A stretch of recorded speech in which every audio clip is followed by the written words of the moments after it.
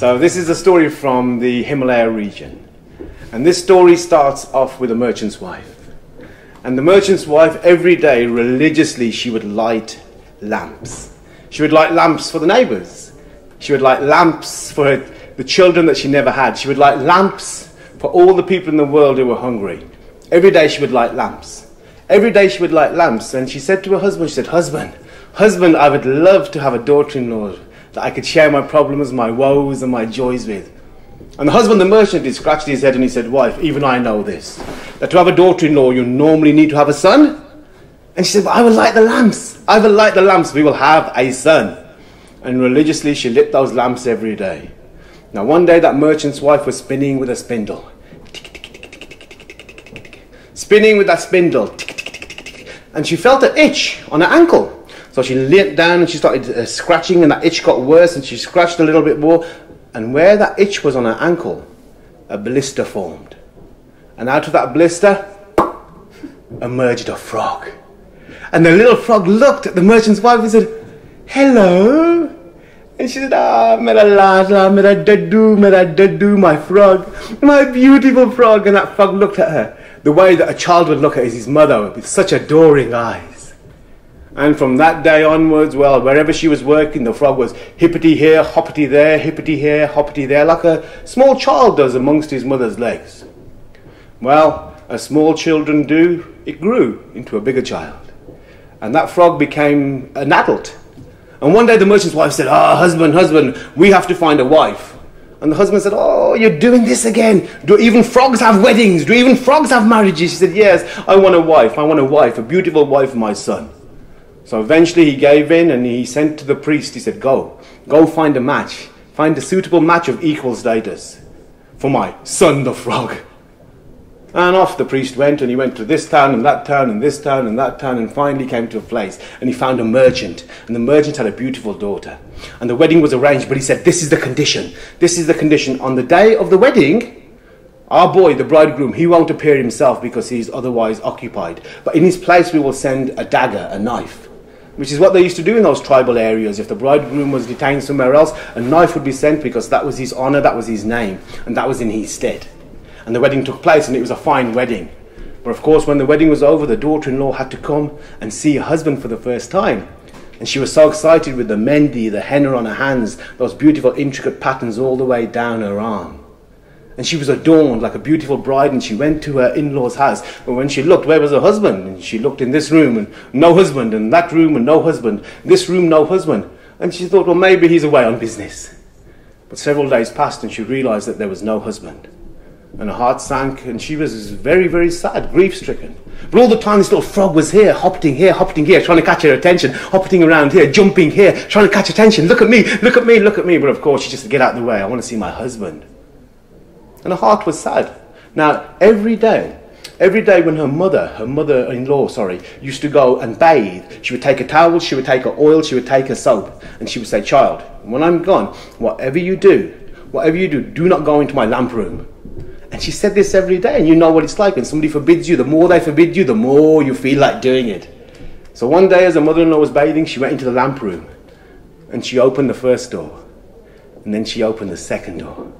And as she entered that dark room, there was a multitude of lamps with their lights flickering. And what did she see there? There, lying naked, with prayer beads in his hand, was the most beautiful man she had seen in her life.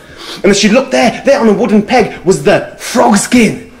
And she said, you've been deceiving me all this time. You've been right under my nose all the time. I'm going to burn that thing up. And he said, no, please don't. Don't burn that thing up. I am here because of the lighting of the lamps. Everything that has happened to me is because of ritual. If we are to get rid of that skin, ritual must be obeyed. When the merchant returns, tell him to hold a feast. Tell him to cook 5 different kinds of curry. Tell him that when the guests are ready, he's not to serve them. No servants to serve them. Call me and his son will serve them. And when his son serves all the guests, the whole of that village, then he says that skin will disappear of its own accord. And she agreed. And then she looked at him. She saw the shadows flickering on his body. And she wished that was her fingers flickering on his body. She looked at his eyes glimmering in that candlelight, that lamplight, and she wished that she was staring into his eyes this close. And there was a silence for a few moments. And she said, well, we've got a little bit of time, haven't we? And he said, yes, we have. And he looked at her and she looked at him, and they both at the same time said, Bajisi? Bajisi, she replied. And she rolled out a little carpet on the ground. And straight away they started playing that ancient board game of luck. And as they were there rolling the dice and looking at each other, anticipating each other's moves, so were they engrossed and focused on each other that, you know, sometimes she was on top. And sometimes he was on top.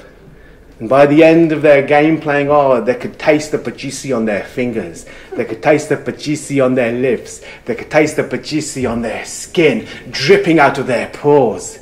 As she replaited her hair and just flipped off like this, just in time for the mother-in-law to come back. She goes, child, you got a smile on your face. I haven't seen you smile since you came here. And she says, yes, Aswaji, mother-in-law, I found a new hobby. Well, from that day onwards, as soon as the mother-in-law would go to bathe, they would go and they would play pachisi till their heart's content.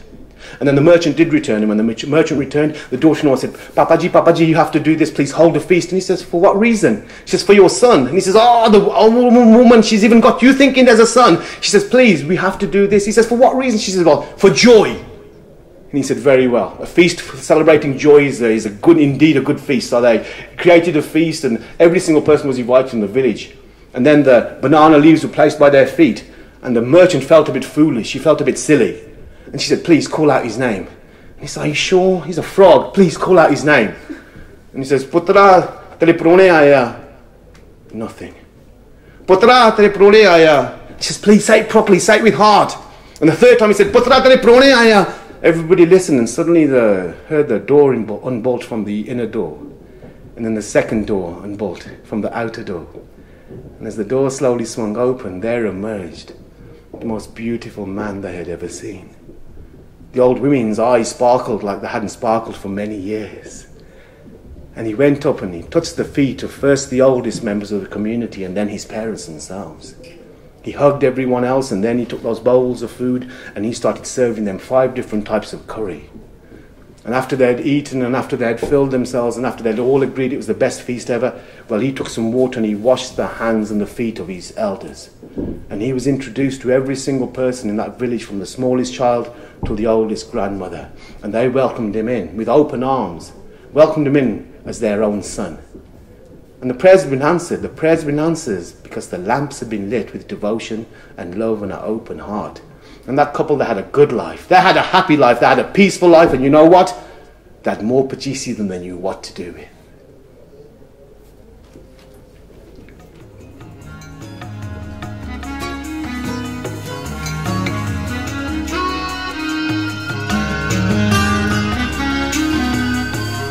Jeez, it's a bit hard talking to a camera like that.